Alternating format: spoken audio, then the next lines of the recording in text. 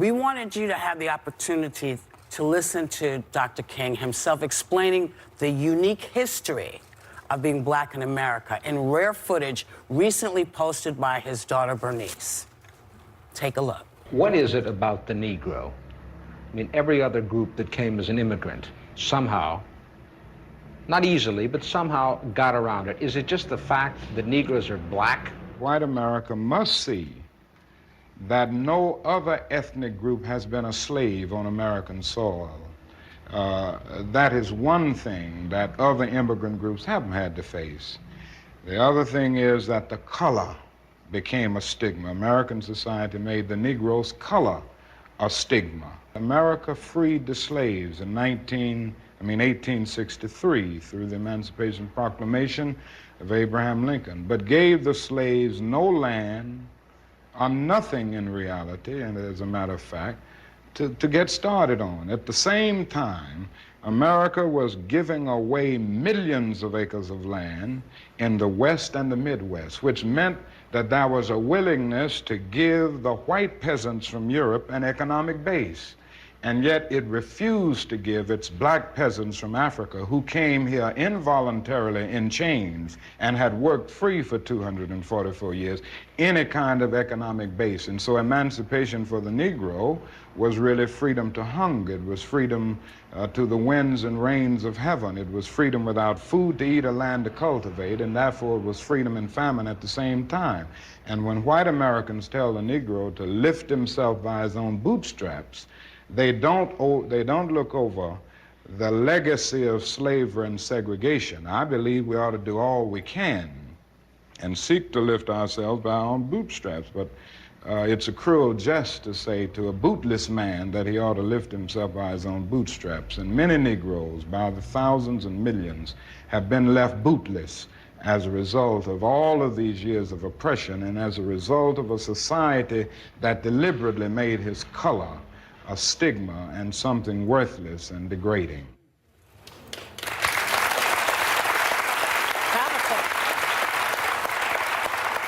The powerful words.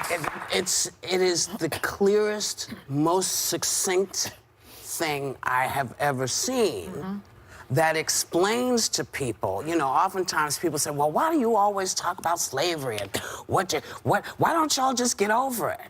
It's because it kind of, in a way, is never ending. It feels like that. You know, it feels like that because, you know, I know and remember watching, along with my mother, the fight as an American to get the right to vote, just the right to vote, and being born in this country. I didn't come from somewhere else. I was born here. Yeah. And it wasn't until '68 that the vote for black people was given in the entire nation. So there's so many things, you know, when people talk about being kept back and oppression and stuff, this is what people are talking about, that the playing field has never quite felt level. Well, I was born in 1968, and I remember when I turned 40, my father said to me, do you know that you are the first person in my family to enjoy full civil rights? And it sort of stopped me in my tracks and shook me to my core, because he followed that and said, well, maybe. Yeah. You know.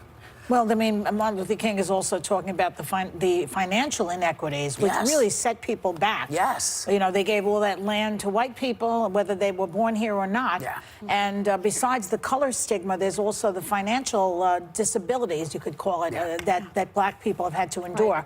So, and you know, of course, he mentions the fact that people just see color. They just see color. And it was like, it seemed like it was a deliberate way to oppress a people. A very deliberate. It wasn't just accidental. They deliberately did not give land to those people.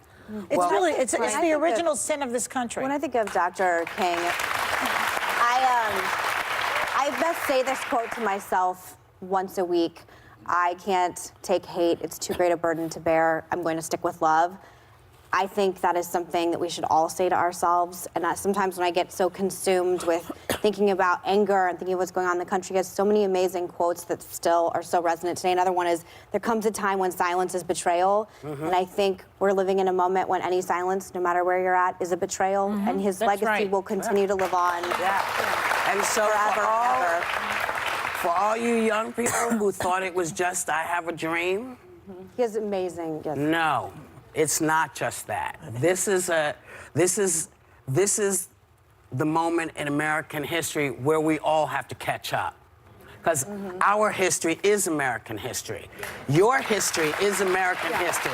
We're all black, white, brown, yellow, orange. Yes, orange. Oh my gosh. I didn't mean it, but it came out anyway. But now is our moment to say, this is what this means. This is the inequity that people talk about. Right. We got to balance each other, or none of us are balanced. It's either all of us or none of us. Yeah. I'm going for all of us. We'll be right back.